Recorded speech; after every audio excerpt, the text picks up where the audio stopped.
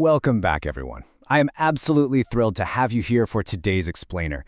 Look, we are jumping straight into the deep end today. We're unpacking Nagarjuna's Fascicle 65, which, yeah, I know, is one of the most dense, mind-bending ancient texts out there. But hey, don't let the scale of this philosophical giant intimidate you. We're going to break this source material down together. I'm talking cosmic audiences, ultimate paradoxes, and a literal treasure made entirely of, well, nothingness. Sound crazy? Let's get into it. Okay, let's dive into this. We're going to cover the supreme great treasure, divas and fasting days, the second Dharma wheel, the wisdom of emptiness, and wrap up with the dreamlike nature of reality. Section 1. The supreme great treasure. Grasping at nothing.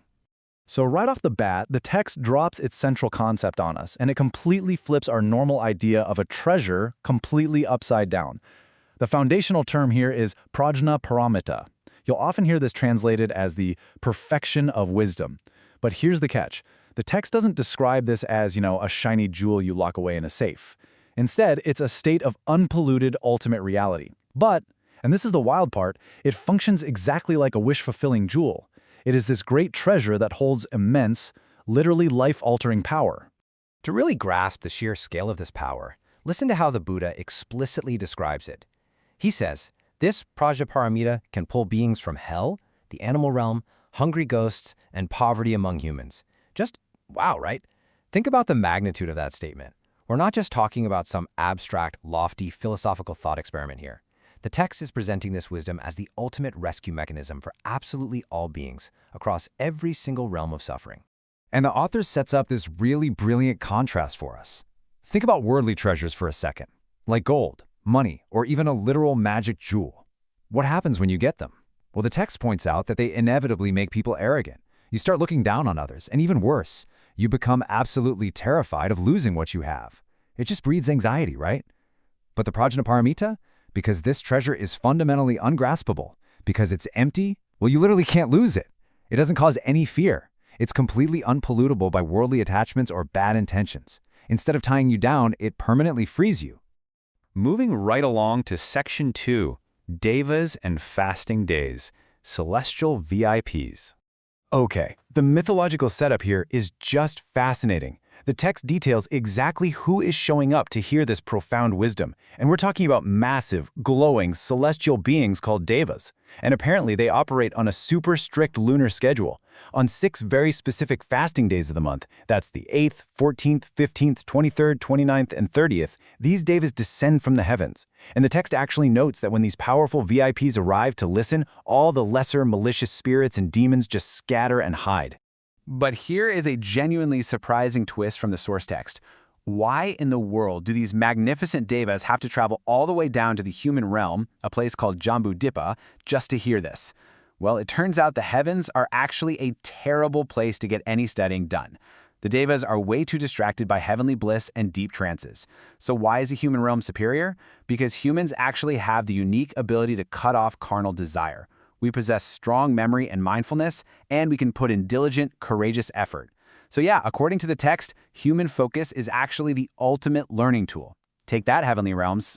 Section 3. The second Dharma wheel. A cosmic secret revealed. Now the narrative shifts to this massive historical turning point, where the celestial audience is basically rejoicing at hearing this exact teaching of emptiness.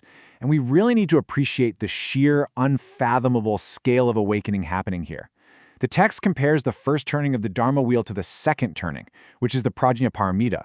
That first turning, it was actually pretty limited in the human realm. The text says only one human, Count Dinya, achieved enlightenment, alongside 80,000 devas. It was considered a dense, kind of secret event. But the second turning, the heavens literally rained down flowers because an infinite, uncountable number of bodhisattvas are attaining realization.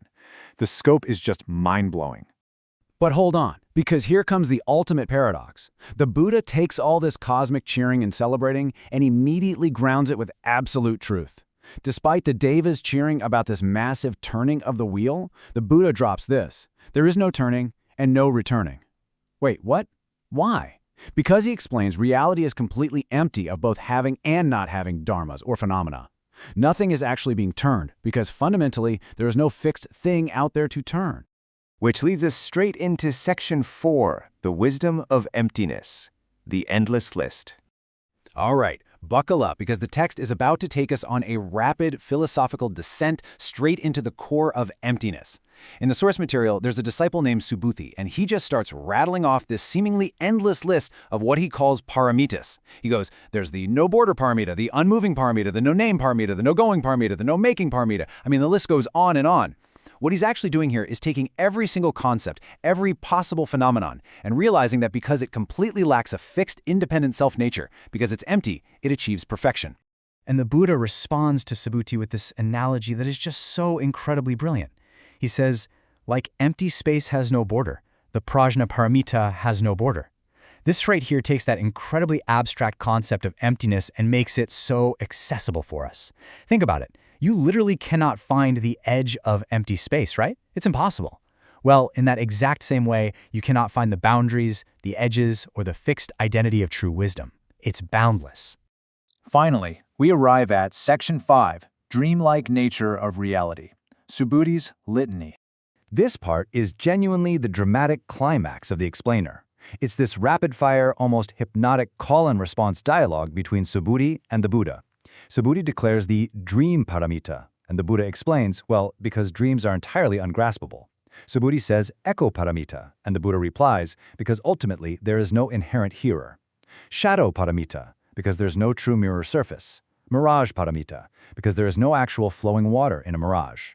Through this really rhythmic back and forth, the text systematically dismantles reality as we know it, illustrating that every single phenomenon we cling so tightly to is basically just an illusion. Okay, let's bring this all back down to earth for a second. Why does any of this matter to you and me in our daily lives? Well, the text emphasizes that realizing this empty and dreamlike nature of reality isn't just some fun, intellectual parlor trick. It is the ultimate medicine. Because when you truly deeply see that the things making you angry, or sad, or greedy are just like mirages or echoes, that cycle of suffering finally breaks. It literally frees us from our defilements and all those exhausting worldly attachments. So, as we wrap up this explainer, I really want to leave you with a question to chew on. If this source material is right, and all phenomena truly are just like a passing dream or a fading echo, what worldly attachments are you ready to let go of today? Something to think about for sure. Thank you so much for joining me on this deep dive today. Keep asking those big questions, keep examining the nature of things, and I'll see you in the next explainer.